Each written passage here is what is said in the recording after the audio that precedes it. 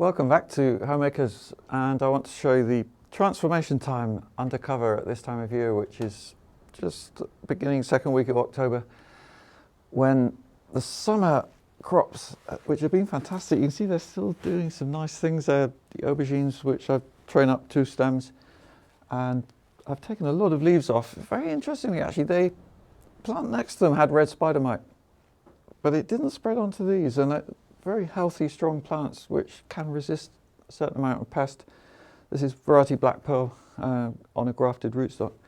So tomatoes are just grown from seed, and they've pretty much done their thing. Also, they go right at the top and even falling down a bit. But this is just one more week now of cropping, or even just a few days. We're going to pick them all. And with the tomatoes, for example, we pick, as well as everything that's ripe, we'll pick not literally everything that's bright green, but if they're showing a bit of colour, if they're green but still with a bit of colour, we'll pick them and bring them into the house to finish ripening indoors. And because I pinched out the tops a long time ago, on 10th of August, they haven't put on much new growth. That gives more chance for the remaining tomatoes to ripen. And also we stopped watering the tomatoes a month ago, so it's quite dry at their roots, which also helps them to ripen. Over here there's some peppers which are just finishing. Again, a lot of green ones. In our climate here, which is officially zone 8, but it's temperate, it's not hot summers, and I struggle to get much red on peppers. You can see there's a little bit of red there when they are delicious, but we also eat quite a lot of green pepper. And above them is the next generation. This is for winter now. This is my favourite winter lettuce, which is Grenoble Red, and it's home safe seed for 9 years now, and I think that's helping it to grow more strongly. You can see these plants have not got a lot of compost on their roots, and yet they're really nice seedlings. These are just over 4 weeks old, sown second week of September, and they need to go in. I'm looking at these trays. I've been careful watering these trays as well, actually, because in a tray like this, for example, there are 60 lettuce in there. So if ever I overwater, there's a strong risk of mildew in the middle. And we've just had a very wet weekend. We had 111 millimetres of rain in 5 days. And so it's very grey. And I didn't water these modules for 4 days during most of that time, because they don't need a lot of new moisture when it's such dull weather. And they're growing more slowly. But having said that, these have been sown 3 weeks ago now. These are mustards mostly. Some rocket at the back there. And also things like landcress and winter purslane. A good old mixture of plants for winter. In the winter you can grow a wider range of salad plants, I find, than in the summer, actually, because all these brassica salads do better in the winter. They like cool weather, and they get less flea beetle, and they have a longer period of cropping for each sowing. So from the one sowing here in September, we'll still be picking leaves from these plants next April, when they'll be giving the most as well. So let's walk across to the polytunnel, and on the way you can see the garden a bit where there's still some nice celery there. There's broccoli, which will be cropping next April, all being well. That'll probably need a net to keep the pigeons off in the winter. Celery we've just started to harvest, and beyond that is some lovely pak choy under mesh, which has survived very well, and only one plant eaten by slugs.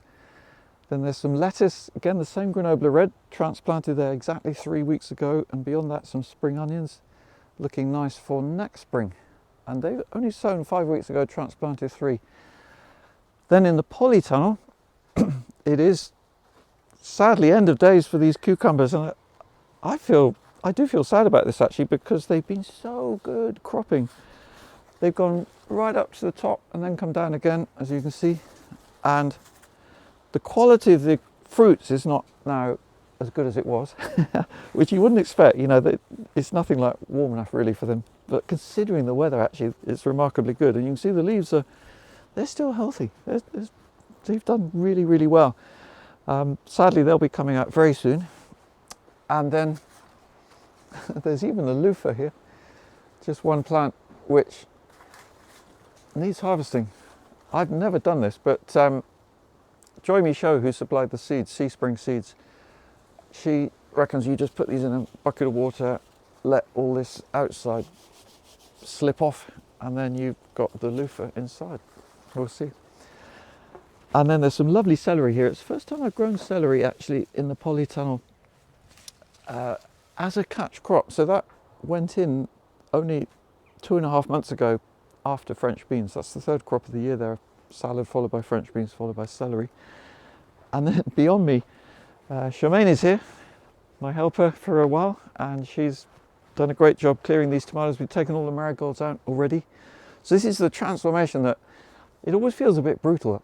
You know, you've got this lovely summer going on and then suddenly, whoa, the polytunnel looks really empty.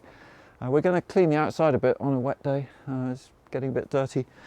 And then these tomatoes, Charmaine's taking off the leaves and the trusses for compost, and we're probably going to run a lawnmower over these to chop them up. So I want to get them in small pieces for putting on the compost heap.